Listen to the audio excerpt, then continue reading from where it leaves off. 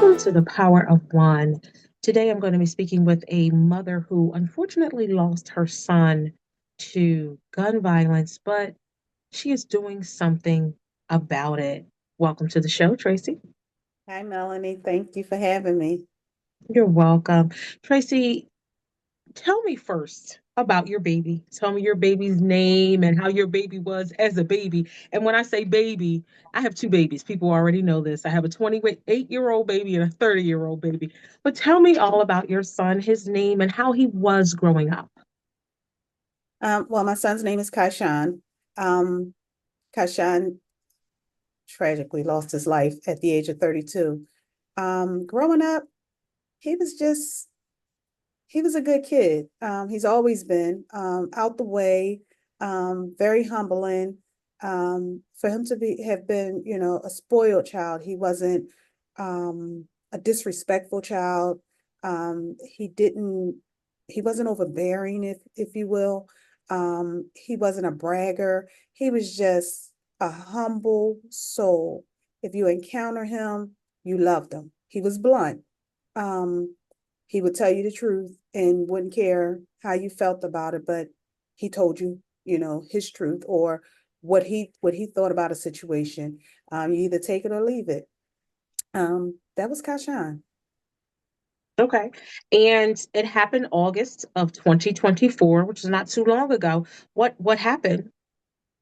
He was speaking to a friend of his from Jersey when he was boxed in and shot at Mhm. about four participants from a vehicle. They jumped out on him. They boxed him in, jumped out on him. Um,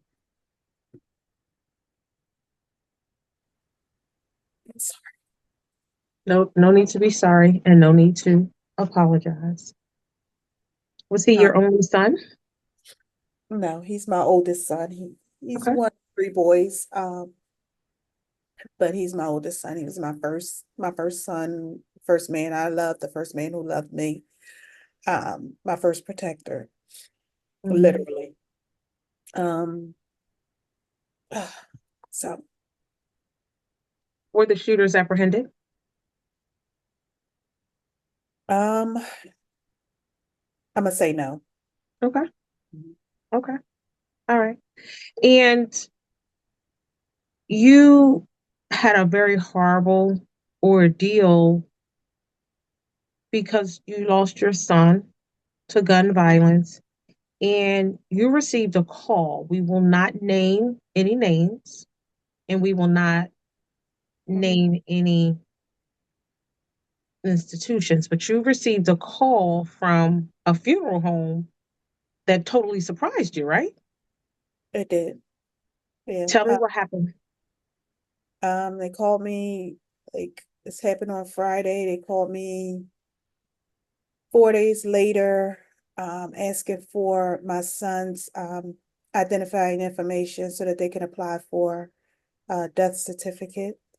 I was unaware of who they were. I didn't even know that they even existed. Um, and it kind of caught me off guard because I know I hadn't selected where I wanted to, perform any services as of yet. So I asked where they were from and why they were calling me and why they needed that information. And they were just like, well, we picked up your son's body and we need this information so that we can, apply for a death certificate. And I'm just like, you shouldn't have his body. You don't have his, you don't have permission to have his body. I don't know who gave you permission or who told you where he was, but you have no permission, to have his body. Hell, I thought his body was still at the hospital, to be honest with you. When we called Mm, the ME's office that Saturday to even go and identify him, we were told that someone would get in touch with us on Monday in regards to that. No one called us from there. We reached back out again Monday. They told us to just let them know who would be picking them up. Um, but the whole process was just kind of nonchalant, uncaring, and I guess I don't even know what the word is I'm looking for. organized, Mm. unorganized. There's like no processes in place. And to deal with grieving individuals, I mean, the disrespect was just on an all-time high. Mm. That's horrible. Horrible. So you were receiving therapy, correct? Yeah, I was already receiving therapy. I was out of work on stress. So with this, with this instance, this circumstance added to it, kind of just elevated my anxiety, the stress levels. But then to try and, get through and properly provide services for my son in a decent manner, um, being stressed out even more because his remains is somewhere where they shouldn't be. Nobody could provide me answers on how it happened. When I asked answers, I was like baffled at the responses that was given. Um, I had to question whether, did I look like I was slow or uneducated, or you can just tell me anything that you want because that's how I was talked to. Um, Mm. to the point where, being in the state of mind that I was in, um, it could have went left, but having my sister there with me, um, helped to calm me down. But then she had to question herself as well because I mean the lack of respect, the lack of empathy, the lack of knowledge from the individual who we were getting it from. I mean, it was clear that they could pretty much do what they want to do, uh, Mm. and Okay. no repercussions. Period. Okay. So you were getting therapy, and how was your therapy sessions? Again, we don't name any names. Mhm. So how is it, and I'm asking you this question as being a co-homicide survivor, losing your son, which is major. The therapist that you were seeing, were they a peer therapist, and did it help?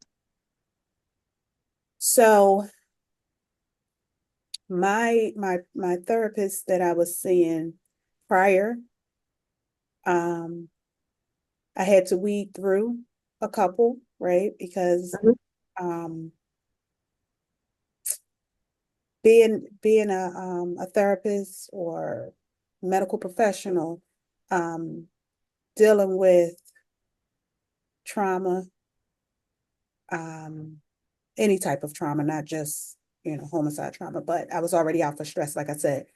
I think that unless you have endured it yourself, you've experienced it yourself, or someone close to you have experienced it, I think that it's difficult to provide adequate therapy, because you cannot you can't feel what that person is feeling. While I understand that most therapists and some are there to listen, uh, Mhm. that's that's that's what I would say would probably have been the best analogy for it, because as a person who just lets a person vent and just be a listening ear, you can't do much about the situation or the circumstance, right? All you can do is be there to listen. um it helps, but the individuals that I was dealing with, prior to my son's passing, understood that. So Mhm. why they couldn't understand what I was going through, the best thing they could do was assist me with bringing that level, that acuity level that I was in down, right? Mhm. By being support, providing support. If I needed documents faxed over to my insurance company, if I needed assistance with reaching out to someone, you know what I'm saying? Things like that. They were very, Okay. very, very, very supportive of. Being a listening ear, very supportive. Mhm. Um, Even after the circumstance with my son, it became more of an elevated situation because I'm already in a bad state of mind, right? So it's more so, how can we help alleviate the added stress or pressures that have just been put on, right? Um, so that helped a great deal. But again, unless someone has actually been stressed out, suffered a loss, um, Mhm. close loss, child, not a parent, because it's a different level, a child is something different, and not everybody can support that. Um, Mhm. but you know, but having that person that you can vent to, right? Scream and cry, and it helps a great deal.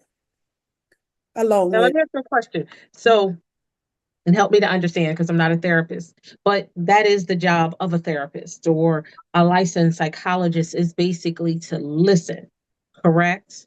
mhm, But it's different when someone's listening and has experienced what you've experienced. I think so. I Okay. believe so. Because they would. Okay. It's not. So, for example, you can't keep telling me it's going to be okay. Hmm. You know, Because it's not. Hmm. right? It'll never be okay. You know, Right. um, there's something that I have to live with, something that it has to be a part of my everyday life moving forward. You know, how do I walk with this? How do I use Mhm. this? You know what I'm saying? To continue to move forward. Yes, I know I have to move forward, but I have to Mhm. carry this with me. It's a heavy burden to carry. Heavy. Mhm. You know, you're always thinking, we wake up every day, we pray for our children, we speak to our children every day, we tell them we love them. Um, you're there for them when they call, you're calling them, checking in on them. But when you're checking in on that child that's no longer here, or you saying, I love you to that child that's no longer here, that can't say it back to you or can't pick up that call, that's something hard to deal with, especially when you're close with your children. Mhm. Yeah. Mhm. Uh, so I just think that because you can't fix it, Mhm. you know, you can just be there as a shoulder, that support pillar. And I'm not Okay. big with the on medications and Mhm. like Mhm. that, because it just puts you in a more of a depressed state, one, and it's a band-aid, it's not a fix, Mhm. you know. So that's just So, my opinion, though. That's, okay. everyone has Right. their own opinion on how they deal with therapy and things like that. Mhm. That's just my opinion. So And with you being a co-homicide survivor, losing your son, did you just recently start a business? no, I've always been a business owner. Uh Okay. this Has it shifted, should I say, since losing It your son? has. Yes, it has. The Okay. the the reason has shifted. It became more of a memorial in a sense, Okay. more of a passion, to be there for others, right? Because I tried to be there for my son, right? Support my son during his Mhm. ordeal. And some people are just not strong enough to do that as well, right? Um, because we have emotion over intellect, right? Mhm. I didn't have that opportunity to be full of emotion. I had to go right into what needs to be done, what got to be done. I can't let this person do this. I can't let that. I have to be the one to do it. You know what I mean?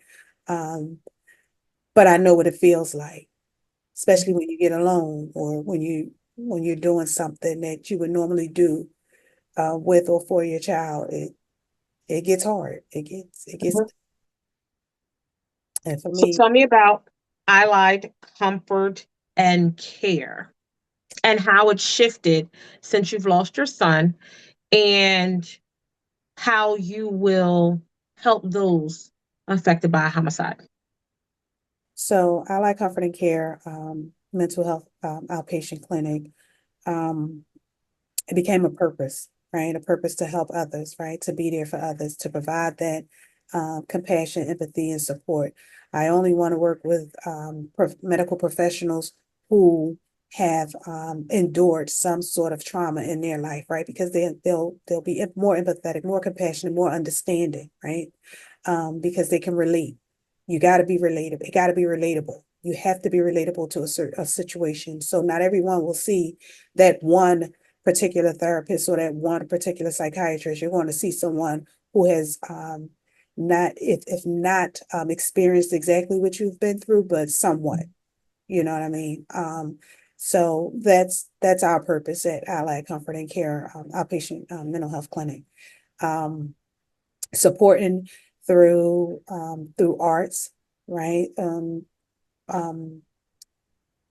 Cognitive and behavioral therapy, um, not just traditional ways of just sitting there in front of somebody or speaking on someone on the phone, but through movement, right? Um, Even if you have to go out to the mall, socializing, dancing, drawing. Um, it could be any sort of socialization because I believe that it puts me in a depressed state to sit here and talk to somebody about a Mhm. certain situation. But if I'm moving around, if I'm doing something um, meaningful or productive or things like that, it makes it easier, right? Because you're just doing something you enjoy and you're able to just express yourself a little bit more. Everything just comes and flows naturally for you. And then when you think back on the conversation that you had, it's like, wow, I was able to talk about it. Mhm. So, Mhm. Now, will you be able to, or will you offer services weekend, holidays, evenings, which I think is so important?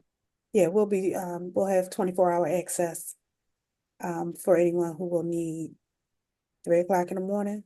You want to call someone, you need to talk to someone, you need to scream, you know, someone will be there to pick up the phone. Another important question with when you say someone who has been traumatized, Mhm. do they necessarily have to have a police report or someone who have needed to report their crime? Can they still contact you? Absolutely. Okay. Absolutely. And Um, and do you take like walk-ins or how can the referrals, do they need to come through a community-based agency or is there a number that you have that people can call? so you can either go to the website, you can call anytime. Anyone can call. It doesn't necessarily have to come through a referral. It's an outpatient mental health clinic. You Okay. stressed out, you walk in the door and we're going to help alleviate some of that stress. We need to know what's going on, right? Get to the root cause of it. Align you with someone who can better assist you, right? Mhm. But it doesn't have to be a referral. Um, Anyone can pretty much call or stop in.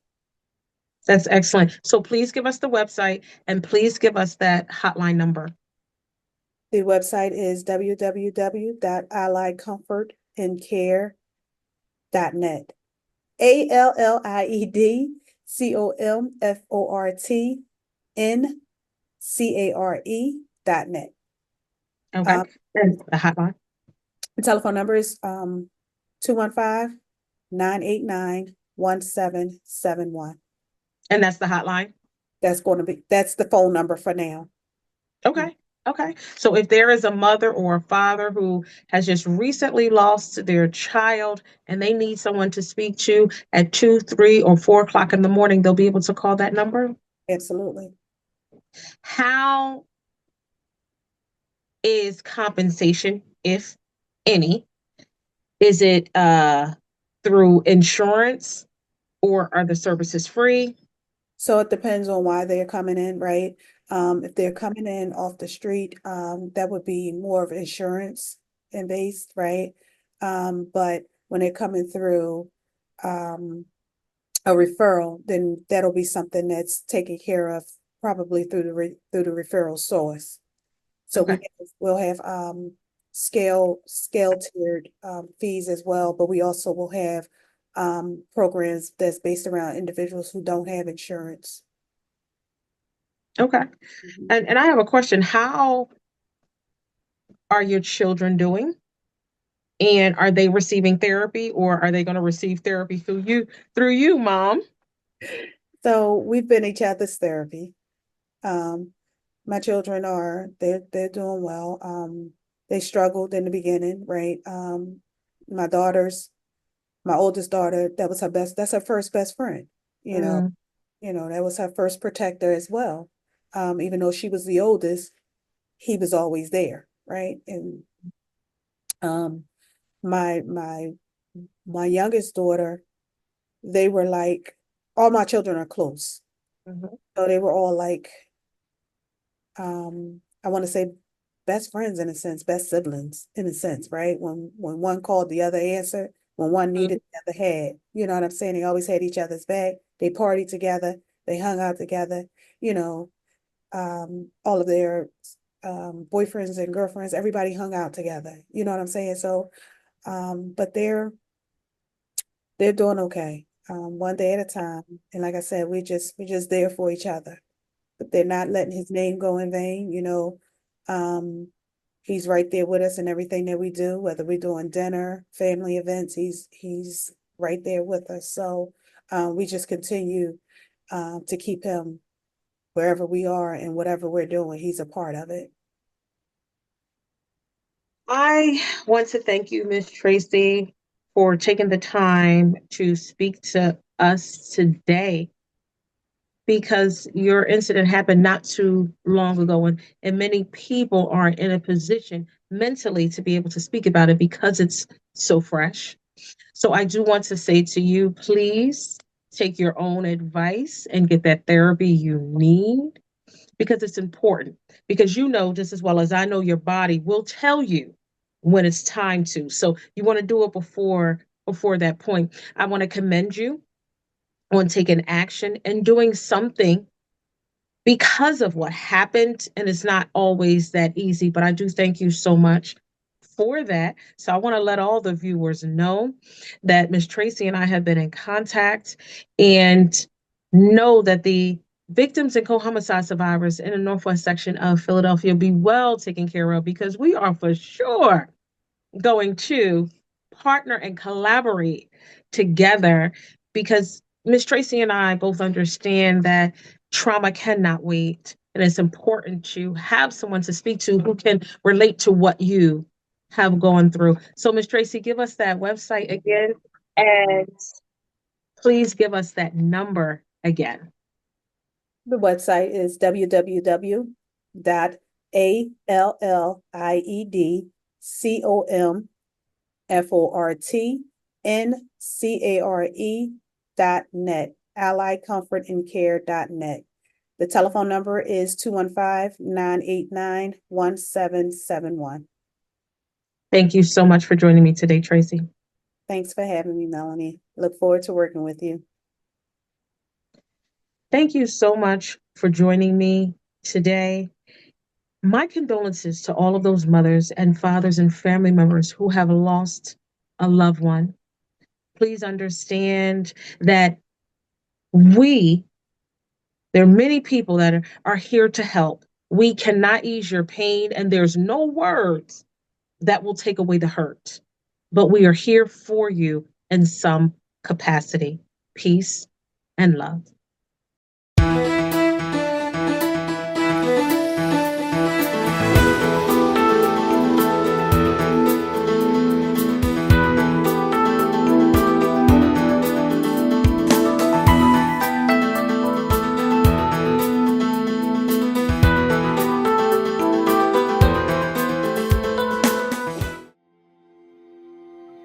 Advocacy, connection, and collaboration is what the city of Philadelphia should be about.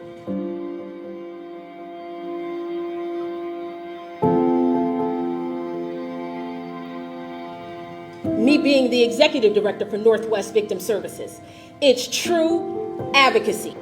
For me, it's not about a job. It's about love. Hi, Ms. Dade. It's Melany from Northwest Victim Services. How are you? There is no set description of a victim. We have youth victims, we have baby victims, and we have the senior victims. We have victims that are African American, Asian, Caucasian. So a victim looks like you, and a victim looks like me.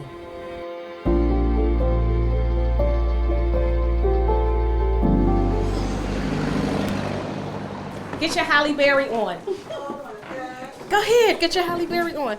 So this is Rashida, and she is a peer support advocate. So unfortunately, she is a co-homicide survivor and a survivor of domestic violence. And I think that's so important because sometimes you can't have a therapist who has no clue what you've actually been through. I just feel blessed to be able to be able to help people out of situations, especially with trauma is concerned, domestic violence. This has been something that has, it's just amazing just to see people transfer just because you care, you know. I believe that people don't want to know how much you know, they want to know how much you care. We'll get that call. And I always connect with the victim assistance officer, whether it's wherever it is in our district, 5th, 14th, 35th, or 39th. If the victim assistance officer is not available, then I'm speaking to the captain or the inspector because I need to know what's going on. You might not be able to speak to that screaming mother at that time. You might not be able to speak to that screaming father at the time, but you're looking for someone in that family that you can just say, listen, I'm Melany Nelson from Northwest Victim Services. I want to give you this brochure and I want to give you my card because I want to help you through the next steps. What we instilled in our children was always giving back. Melany was always interested in helping, which she would be at the community events. I would hardly see her. She would take the materials from the table and she's around with everybody else. Wow. Coming in here reminds me of the day when my cousin Michael Harper was shot multiple times on Christmas. Yeah, I remember.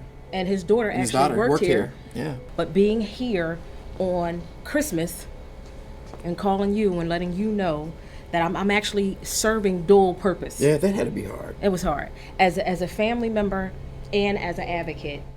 We have a partnership with lots of community organizations, but none are more important than our victim agencies in the community.